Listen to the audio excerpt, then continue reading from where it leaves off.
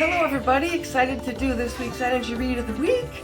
We've got this new moon in Scorpio that's upon us, pretty intense energy. So we'll dive into that. And this is a reading that is for the collective. When I do these, I generally, before I meditate, and I ask, what does the collective need to know? How can I be most helpful? So the questions I'm going to ask today are all around what this Scorpio new moon is bringing up. The first question is going to be, what do we need to know about facing our greatest challenges? The second question is going to be how to become more aware of any self-sabotaging. And we've all self-sabotaged at some point. It's usually subconscious. None of us ever mean to do it. But as we all know, as we get older and a little bit wiser, we look back at some of our earlier choices in life and recognize, often that we were the ones self-sabotaging ourselves. So we're going to take a close look at that. And if you find that you are self-sabotaging, that doesn't mean you need to be ashamed or embarrassed. We're human. What makes us wiser and stronger is identifying when we are self-sabotaging. And this new moon Scorpio is bringing up all kinds of deep emotions. This is a real deep one. And the third question is going to be, how do we see things from a higher perspective, the big picture view? They say it's hard to see the forest from the trees, so I'm going to ask Spirit to show me a big picture vision that's going to be helpful for the collective. So, I pull the cards that are worn, and I pick 3 for each question generally. Okay, so I'm pulling the cards for the question, facing your greatest struggles. So, okay, and I have my own symbolic meaning for each card. Another reader might pull these cards and get different information, and that's fine. Everyone has their own symbolic meaning and associations with cards. That's the way it's supposed to be. We're not all supposed to be the same. So the first card I got around your greatest struggle is the card is Soul. I'll just read you each card. Soulcraft is the first one. Color, and this has very specific meaning for me, is the second. And Inner Voice is the third. Now let's break this down as far as what the symbolism means to me. Soulcraft, that indicates that whatever their soul purpose is, that it should be their craft. So there's a lot of people struggling right now to align what they do, for money with what we came here to do for, our evolution of our soul, but also the evolution of the souls of people around you, our soul family. So there's a lot of people looking to merge those two. A lot of us have had jobs, and some of us still do, where you get up, and this is if you're lucky enough to still have a job after COVID.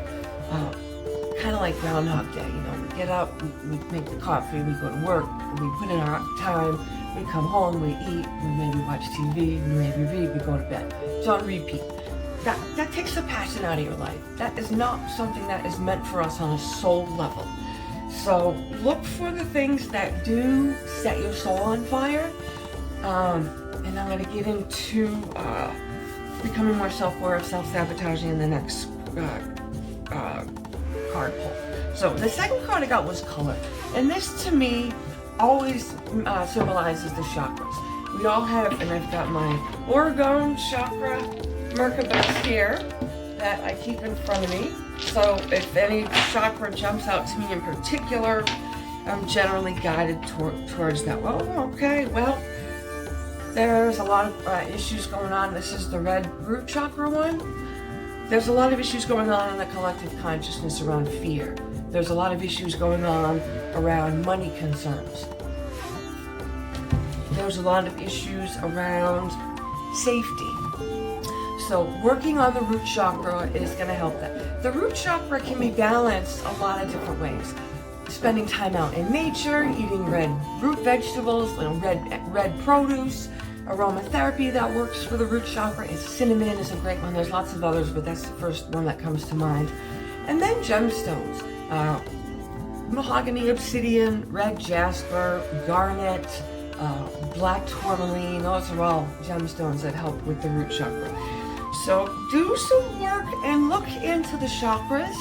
And our greatest, each chakra is sort of an energetic representation of a different aspect of our soul.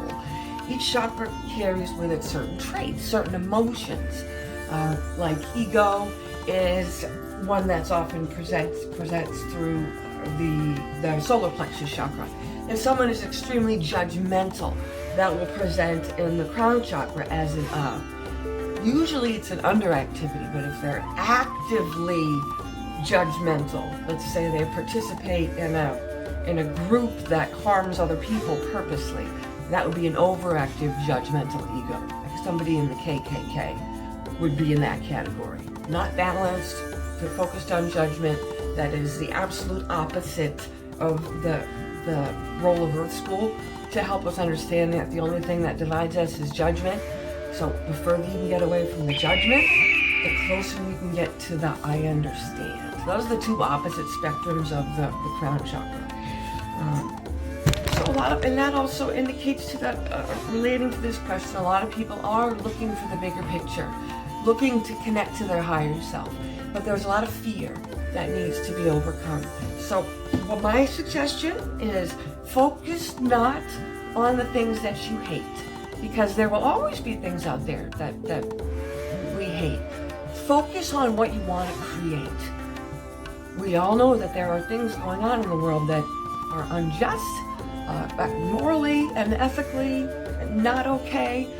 And a great way to overcome that is to take action in ways that you have control over. We can drive ourselves nuts if we stay home and read the news and listen to the banter, the highly politicized, political banter. I'm not going to get into politics, but the more you can stay away from that hate and focus instead on what you want to create, then you won't feel so disempowered. So that will help people get back their power. And the third card I got about facing your greatest struggles, listen to your inner voice. This new moon in Scorpio is bringing up a lot of deep emotions that a lot of us may have stuffed. That does not indicate that you're going backwards. It indicates that your inner voice is trying to speak to you. And each moon cycle has its own traits. So, every full moon and new moon has opportunities, just like life. And each cycle will bring up to the surface other parts of us that might need to be looked at, different aspects of our soul. If you're having trouble facing your deep emotions, you don't have to do anything. We all have free will. God always gives us free will. But each cycle is an opportunity to do more of that inner work. And if you don't feel like you can do it this time, that just means next time this cycle comes around, you'll be faced with the same types of challenges. So the best way to overcome that is to face and listen to your inner voice, especially if you don't like what it's telling you. A lot of us have the tendency to kind of brush things under the rug if we learn something that we may not like about ourselves, or we're shown something through a different lens that might go against our old belief system. But when your new belief system is different, sometimes we're not really aware that we've made kind of a subtle switch. So things that were in alignment with you or resonated with you before may not resonate anymore. And that's part of that increased self-awareness. Also, around facing your greatest struggles, that's not usually a comfortable unicorns and rainbows kind of experience. It's often like halfway between root canal and dialysis. So the path towards overcoming your greatest struggles, you have to face that crystal clear self-awareness. If you skip that phase, you're not going to be able to elevate towards self-mastery. Self-mastery does not occur by taking the easy roads. Self-mastery occurs through discipline and honesty and self-awareness and a consciousness of how our energy affects all the things around us. Self-mastery isn't so much mastery of your own energy. It's a mastery of understanding the intricacy and the details of how all things intertwine. only then will somebody be even close to self-mastery. I would never claim that I have achieved self-mastery. I'm going to turn 50 in the spring, and I still know, and I'm excited about what I'm going to continue to learn moving forward. So self-mastery is not a destination, it's a journey. Just when you think you know it all, something will come along and flip that knowledge upside down and go, ooh, look at it this way. Don't resist that. Those are opportunities. Okay. Second question, becoming more aware of self-sabotaging. So we're gonna ask Spirit to call us out, like that friend that likes to drop truth bombs that you may not always like, but they say, they're always right. So put your little sensitive feelings on hold. Just, and I don't say that with any disrespect. I'm a Cancer moon. My sensitive little feelings often rule me. That's not a bad thing. So becoming more aware of self-sabotaging. All right, and this is telling an interesting story. And I'll show you all three cards like I did last time before I get into how they correlate. The first one I got was joy, and I would not be surprised that on this card is a yellow Merkaba, not unlike the one I've got right here. So we'll touch upon that, and we'll set that one on top there. And the next card is you are the universe. And the third one I got was manifestation. Now, something that is common through all these cards is the first card's number is 27, 29, or 25. So numbers in our 20s, and the 20s tend to be numbers that are going to come up if you're a numerology person, that are going to show you that there might be some self-sabotaging going on. As far as self-sabotaging, how to become more aware of self-sabotaging, if what it is you're doing does not bring you any joy, that's a clue that you're not on the right path. When we are in alignment and when we are getting out of our own way, connecting to our joy is a part of that process. Our purpose, our passions, and our joys are all very closely intertwined and tightly connected. So if you're having trouble with self-sabotaging, and self-sabotaging can mean all kinds of things. Addiction, no one ever intends to become addicted. But addiction is a form of self-sabotaging. Always playing the victim is a form of self-sabotaging.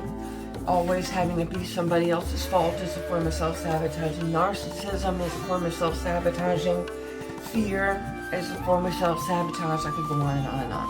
I want to focus on the positive. So, if you are self-sabotaging, focus on the joy. Focus on things that create and bring you joy. They don't have to be complicated. They don't have to cost any money. Whatever brings, and sometimes we have to go back to when we're younger, before we are adults, to think about what really brings us joy. Now, being aware of self-sabotaging. What I'm feeling is that a lot of people are feeling a little bit disconnected from the energy of the universe or the energy of God, whichever you choose to call it. I use those words interchangeably. Great Spirit, God, Buddha, Allah, the Great Mystery, the Creator, Muhammad, Jesus, they're all different faces of the same God. No matter where you are on your journey, whether you're in the deepest, darkest depths of a dark night of the soul, or you're at what you feel is a rock bottom, you are never truly alone, because you are the universe. I think I reposted it a couple days ago, a meme of the Milky Way or the galaxy. Don't take things too seriously. You are here. And it puts a little arrow down to, where Earth is. We are all made out of stardust. Literally. Literally. The matter in the universe is not new. It just changes form. So you are literally made up of particles that were collected from around the universe. And those particles that make up humans are also made up of light. That's why we have chakras and an aura. So Energetically, you're part of the connection to the universe. Emotionally, your thoughts are connected to the energy of the universe. Our entire existence is connected to the universe. What helps us get out of the way as far as self-sabotaging and maybe feeling isolated is finding your own way of identifying how you connect to the universe. We do not all have to call God the same thing or pray the same way. You don't even have to say that you believe in a God. What really matters is that you, as part of the universe, emulate the God or goddess-like qualities that you may want to see around you. That's a form of faith, manifesting what it is you want to create. So you are the universe, whether you believe in a certain religion or not. It doesn't matter. The person that goes to church every Sunday, and I hope not to offend anybody that is a religious church attendant. That's great. Whatever is your path. But somebody that doesn't go to church every Sunday or temple or synagogue or whatever, they're not at a lower level than somebody that does. What matters is the deeds that we do in this world, not what we believe. I can believe all kinds of things in my mind. What matters and what creates my vibration is what I do with it, how I take action, and how that energy affects the people around me, the community, the collective consciousness in the world. That's how we find our own way of being part of the universe. Now, the next one I got was manifesting. People are having difficulty manifesting. And I understand that a lot of this is due to COVID-19. We're not quite sure. There's good news. There's 2 vaccines that could be ready for high-risk medical personnel maybe by the end of the year. But there's a lot of confusion and people not being sure about making new plans because of COVID. So that is affecting a lot of the manifestation energy. Around manifesting, around ways to get out of your way, write it down what it is you want to achieve. And don't just write down, I want a job at GE making 6 figures. That's not a bad wish. That's not a bad manifestation request. But it's often more helpful if we include how we want the experience to feel. Is it important to you that you work in an environment where it's not an oppressive culture and there's room for growth and you can express yourself creatively, you're not micromanaged, you have evenings to yourself, you don't have to work weekends? Think about the experience that you want to create. Because if we don't think about the experience, sometimes we'll hop from one thing to another, and it might on the outside look better, but once you get there, you go, this isn't really what I thought. So people that are having trouble and think that they're self-sabotaging and think that why is this happening again, it could be that you just need to do a little tweaking in your manifesting. So focus on what the experience is that you want to create. And the closer in alignment with that is to your soul purpose, you'll be amazed at what just drops into your lap out of nowhere. That's when our actions are aligned with our life purpose, it speeds up that law of attraction. And it's literally like our spirit guides and God are up there, yay! He or she is more on their path. Let's send them all kinds of assistance. So that's what I have to say, or Spirit has to say about becoming more aware of self-sabotaging. Now, this last question is about seeing from a higher perspective. So we're going to dive into that. Sorry, I know I made a little chortling. So an old boss told me that I used to say I chortle. This when I laugh. It's like chortling. I've always enjoyed that. Okay, so and it's interesting. I'm not sure what this means, but for the 2 previous questions, all the cards I pulled were, I would say, more horizontal, and all 3 cards I pulled for this one are more vertical. So I did ask for a higher perspective. We literally got a higher shape of a card. So, seeing things from a higher perspective. And this might be a challenge for a lot of people to accept. And I'm not telling you that you have to. I'm just going to invite you to think about this. Nothing has gone wrong. You see that yin and yang, that balance between the light and the dark, the soft and the strong? Everything has its purpose. Every negative action has an equal and opposite positive reaction. That's science. I don't know if it was Einstein that said that, but energy is neither created nor destroyed. So people that are insinuating that darkness is somehow overtaking the earth, there is an equal balance of dark and light on the planet Earth. What changes is our perception of that, where the darkness is, and how much power it has. So seeing it from that higher perspective, a lot of darkness has been brought to the surface. There's a lot of fighting going on politically in the United States around human rights issues, justice issues, immigration. The darkness has always been there. The difference is it's now brought to the surface so that everybody in the world can see it. A lot of us already knew it was there, and spent a lot of our time trying to explain to other people that it exists. Well, we all know that it exists. Nothing has gone wrong.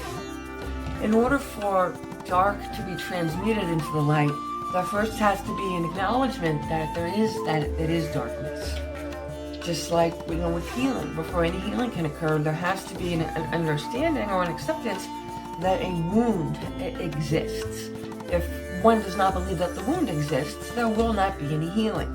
So, and I'm not in any way saying that the people that the African American men and women and children that we've seen murdered and brutalized, and it's been that way for a couple hundred years. We're now just, a lot of people have cell phones, so we're getting it on video.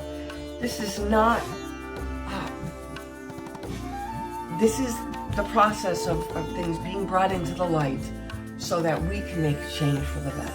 And I'm an Aries, and the Mars is now direct, which is also an energy of action. So this is a wonderful time to think about what you do want to do to help, bring more light into the situation where there is more darkness. Whatever that means for you. And it doesn't have to make sense to anybody else, just you. The other one, seeing from a higher perspective, is to let your light shine. Let your light shine, not your fear. The darkness is associated with fear. That's the darkness's biggest weapon is fear and deception. It's not about truth. When you're shining your light, that is, maybe your sacred truth. Other people may not believe that it's their sacred truth. But if you're shining your light and focusing on what you want to create instead of what you hate, that will help you stay out of the mud, so to speak. It'll help you keep you from getting bogged down in real difficult circumstances. So, and also anytime someone tries to pull you down into the mud puddle with them, you don't have to go there. Deciding to not engage is an act of self-empowerment. It's not an act of, being afraid or being non-confrontational. Being more deliberate about what you choose to engage with and what you choose to not engage with, that's another way of letting your light shine. Especially with politics. You can argue with somebody that's got firm-rooted beliefs for 10 hours straight. The chance that you were going to change their opinion is almost nothing. So, it's not even worth wasting your energy. So the third card I got around seeing from a higher perspective is soul family. And we all have a soul family, every one of us. Doesn't matter if you're adopted, if you're an only child. When souls travel as a soul family. And when we incarnate, we stay within that soul family. Now, our soul families will choose different locations and cultures to incarnate in. And we keep incarnating. If you are here to learn lessons and grow and ascend, we're here with a soul family. And you know, they may not always be related to you in this lifetime. We attract that soul family vibrationally. So, you know, someone out of nowhere that you meet at the store that you just immediately have this sense of, I know this person, why do they feel so familiar? It may be part of your soul family. So think in the terms of a higher perspective. Your family doesn't just have to be your blood. Your family can be anybody that you feel strong, emotional and energetic, consciousness connections with. So I hope you found this week's reading helpful. I have a special, I'll be running it all week. It's the New Moon in Scorpio 8 cards pull special. It's available with me, my daughter Ayana, and my business partner Dr. Christe Sprague. Go to my webpage, Eagle Medicine Psychic Readings, click on Psychic Readings, and it's right at the top. Take care, everybody. Sending you lots of love, and make it a great week.